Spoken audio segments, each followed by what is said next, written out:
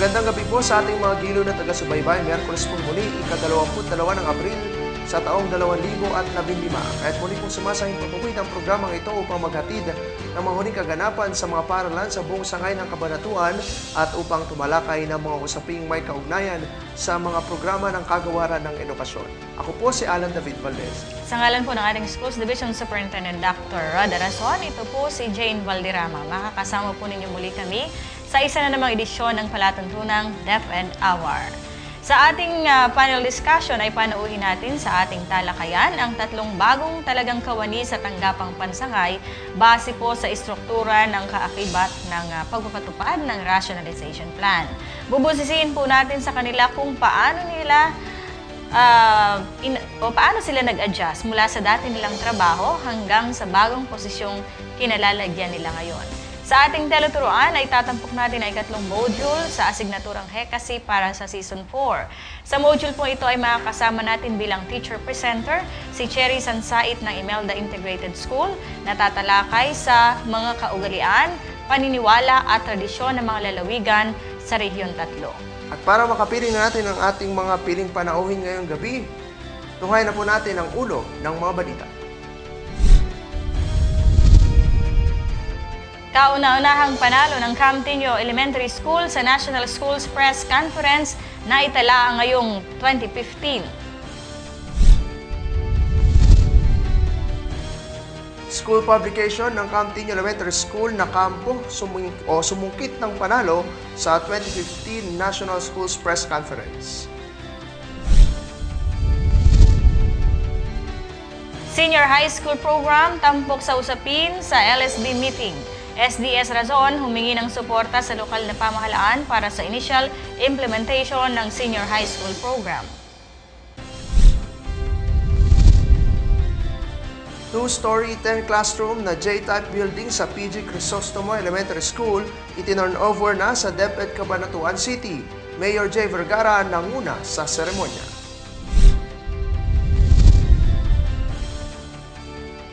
Mga gurong aplikante sumabak sa kanilang demonstration teaching.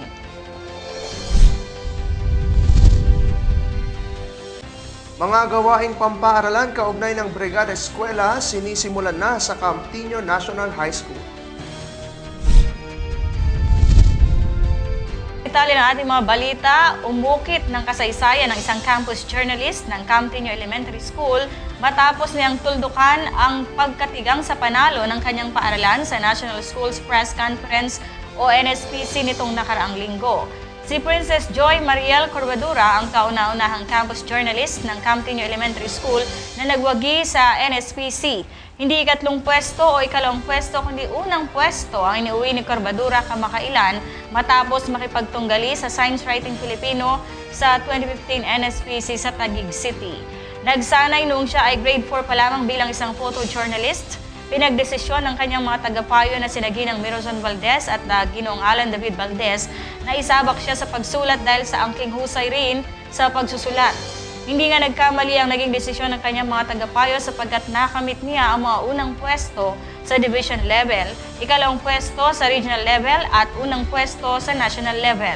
Sa national level sa Taguig City ay tinalo niya ang 50 pang mga campus journalists sa buong bansa sa pagsulat ng lathalaing pang-agham tungkol sa daluyong o storm surge.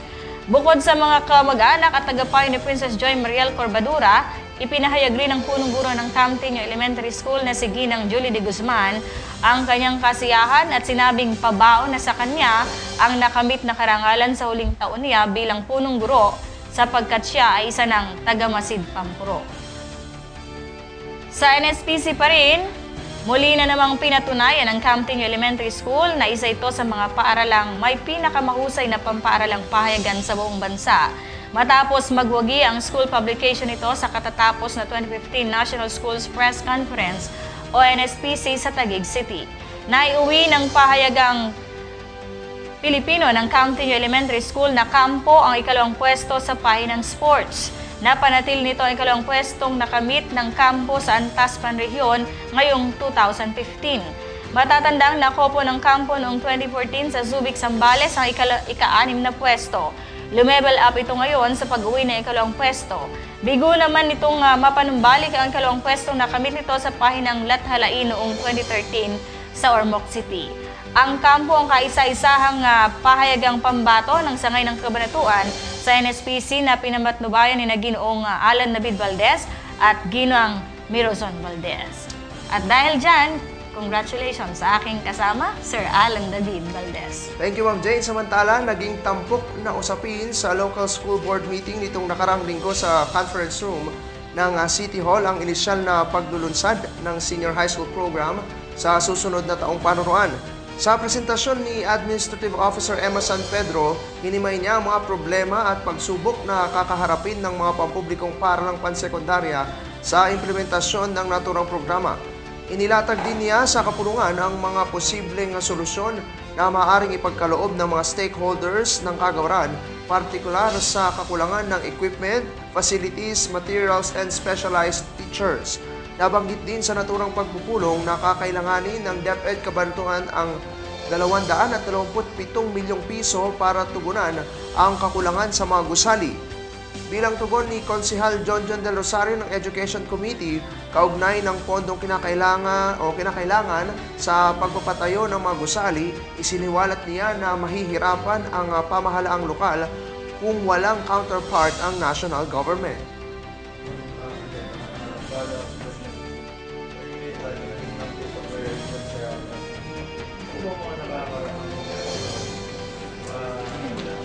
Nakakakuha po ba tayo ng kayong background national law with regards to sa mga kapapatayo ng school? O meron po na nakakatulong po. Are we expecting again from the national government sa amount na 227 million? Initially pa lang po ito. Are we expecting naman po pa sa national government na kahit pa paano po makakatulong po sila sa atin? Yes, sir. I'm positive. Positive. Yes. Good, that's good. Sana naman po, ma'am. Sana naman po, being the counterpart ng LGU yung DepEd po ba, matulungan naman po ng national government. Kasama rin sa mga nagsidalo sa LSB meeting sina Konsehal Jean Yasmin Cruz, Mr. August Tagyam na kumatawan kay City Treasurer Florida Oca, Teachers Association President Dean Jason Disanco at iba pang kawani ng DepEd Kabanatuan at pamahalaang lungsod na sangkot sa local school board concerns. Sa iba pang mga balita, iti-turn over na sa administrasyon ng PG Crisostomo Elementary School ang J-type building nitong nakarang linggo ay 16 ng buwang kasalukuyan. Pinangunahan ni Mayor Julius Cesar Vergara ang turnover ceremony sa pagsaksi ni na Konsehal Jean Yasmin Cruz, Konsehal John Del Rosario, mga kawani ng City Engineering Office, mga opisyales ng 3 barangay na nakakasakop sa paaralan, mga guro, punong guro at pamunuan ng DepEd Cabanatuan City sa pangunguna ni Superintendent Roda Razon. Sa maikling pananalita ng tagapamanihala, pinasalamatan niya ang pamahalaang lokal sa pangunguna ni Mayor J. Vergara. Narito po ang pahayag ni SDS Razon. Sa mga ganito pong pagkakataon na meron tayong mga blessing and turnover ceremony, nag-uumapaw po ang kagalakan sa aking puso sapagkat ito po ang konkretong example o halimbawa ng pagtutulungan ng lahat ng mga namumuno sa ating pamahalaan, gayon din ng mga magulang at ng ating mga guro sa Department of Education. Ito po ang halimbawa na kung ang tayo lamang ay magsasama-sama at magkakapit-bisig para at alang-alang sa ating mga mag-aaral, makakamit po natin ang ating mga mithiin para sa ating mga minamahal na mga kabataan dito sa lungsod ng Cabanatuan. Sa ngalan po ng Department of Education, gusto namin ipaabot ang aming taus-pusong pasasalamat sa ating ginagalang na Honorable Mayor J. Vergara, sapagkat bukas po ang kanyang puso na ipagkaloob sa ating mga kabataan ang ating mga pangangailangan.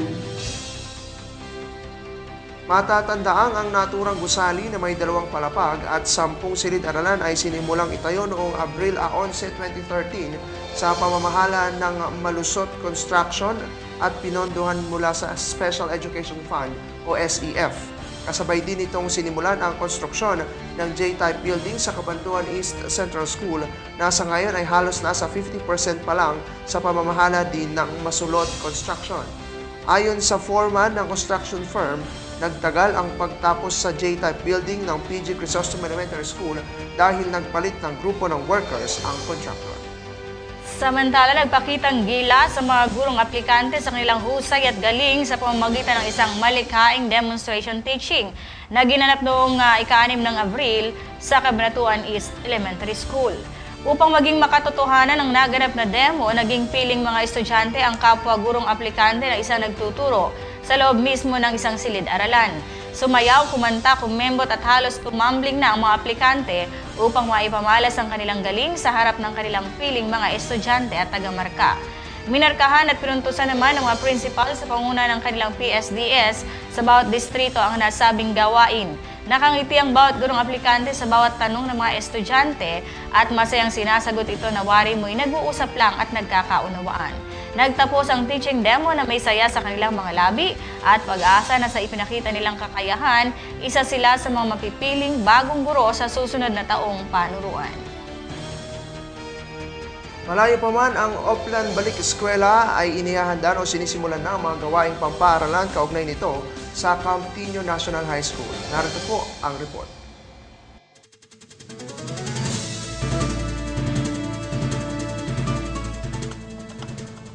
Sinimulan na kamakailan sa Campiño National High School ang pagsasagawa ng Pre-Brigada Eskwela.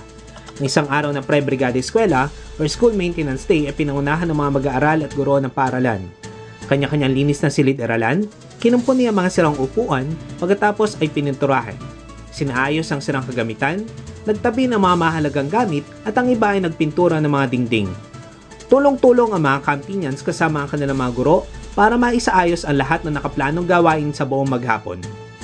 Isinabay na rin ng paaralan ang Brigada Eskwela Planning at inilahad ng punong guro, Dr. Mary Jane Pascual Santos at mga department head sa mga nakalatag na gawain para sa 1 linggong bayanihan sa darating na Mayo. Gayon din ang mga komite at mga mangungunang guro para rito. Kung matatandaan, nakamit ng Campiño National High School ang unang pwesto para sa Brigada Eskwela Best Implementor sa buong dibisyon at pinarangalan ng 3 pwesto sa buong Rehiyon 3 nitong nakaraang taon. Sa ikalawang pagkakataon ay sisikapin ng paaralan na lumusot sa butas ng karayom upang makamit itong muli at higitan pa ang nakuha na parangal sa rehiyon. Daig pa na maagap ang masipag, ito na siguro ang isang susi sa mga nakamit na tagumpay ng Campiño National High School. Mula po rito sa paaralang pinapakita, ang bayanihan, kasama si Miss Mary Ann Ramitera at Miss Jane Valderrama, ito po si Media Bureau Member Abraham Ramos, nag-uulat para sa DepEd Hour ng DWWJ Radio Vision. At yan po ang ating mga balita sa oras na ito para sa edisyong ito ng DepEd Hour. Magbabalik po kami makalipas ang ilang paalala.